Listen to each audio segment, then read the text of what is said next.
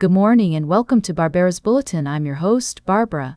Today, we're starting with a story that's got everyone talking, a United Airlines flight from Newark to Spain that made an unexpected U-turn over the weekend.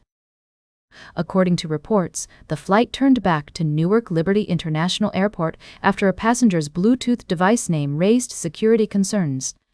Now, let's take a closer look at what happened. The flight, which was headed to Palma de Mallorca, Spain, had been in the air for about 4 hours and 24 minutes when it suddenly turned around. Passengers on board reported that flight attendants asked them to turn off their Bluetooth devices, but it wasn't until later that they found out why. Apparently, a teenager's Bluetooth speaker had been named with a 4-letter word that triggered airline security procedures. Yes, you heard that right, the word was bomb. Now, I know what you're thinking, how could someone be so reckless, but it seems that this was just an honest mistake and not a malicious act. The flight eventually returned to Newark, where passengers had to evacuate while the aircraft was inspected. It's worth noting that no one was injured during the incident, and the flight finally landed in Palma de Mallorca about 9.5 hours late. As we look at this story, it raises some important questions about airline security and how we respond to potential threats. Was the response to this incident an overreaction, or was it a necessary precaution? We'll be exploring these questions and more as we continue to follow this story. For now, let's just say that this incident is a reminder of the complexities of air travel in today's world. With so many variables at play, it's not always easy to know how to respond to a potential threat. But one thing is clear: safety will always be the top priority.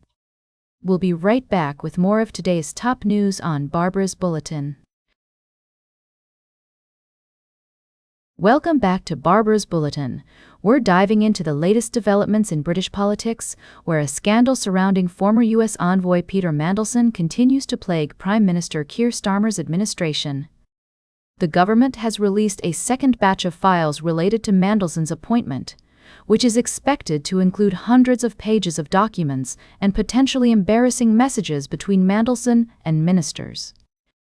The controversy centers around Mandelson's links to late U.S. sex offender Jeffrey Epstein and allegations that he leaked sensitive information to Epstein during his time as a government minister. Despite being warned about the risks, Starmer appointed Mandelson to the diplomatic post in December 2024, only to sack him 9 months later when the full extent of their friendship became public. The release of these documents is likely to put further pressure on Starmer's leadership, which has already been weakened by poor election results, and calls for his resignation from within his own party. The Prime Minister has apologized for appointing Mandelson and expressed regret, but has refused to step down.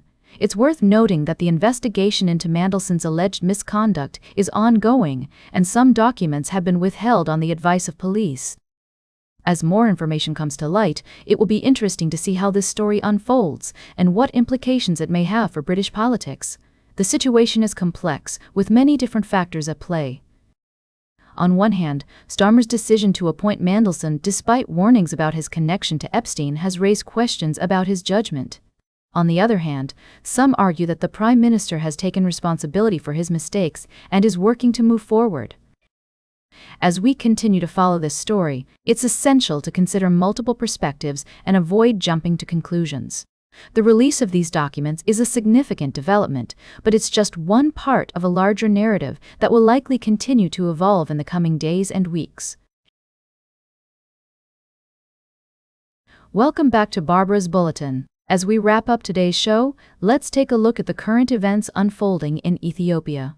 The country is holding parliamentary and regional elections, with over 50 million people registered to vote.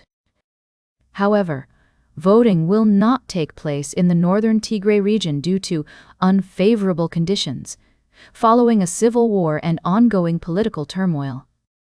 Prime Minister Abiy Ahmed's party is expected to win in a landslide, despite significant unrest in various parts of the country. The government has campaigned on its economic record, citing improved food security and economic growth. However, Abiy faces insurgencies in the country's two biggest regions, Oromia and Amhara, linked to grievances by different ethnic groups about alleged marginalization within Ethiopia's federal system. The opposition parties have accused the federal government of undermining them by arresting their leaders and imposing legal obstacles to their political activities. The government has denied these charges, stating that its actions are necessary to protect national security. It's also worth noting that Abiy's relationship with neighboring Eritrea has become increasingly tense in recent years, with Eritrea viewing Abiy's comments about Ethiopia's right to sea access as an implicit threat of military aggression. Abiy has stated that he intends to pursue sea access through dialogue, but the situation remains a sensitive one. As we consider the complexities of this story, it's essential to approach it with nuance and understanding. The situation in Ethiopia is multifaceted with various factors at play. It's crucial to listen to different perspectives and strive for a balanced view. That's all for today's Barber's Bulletin. Remember to like, share, and subscribe, and until next time, stay engaged.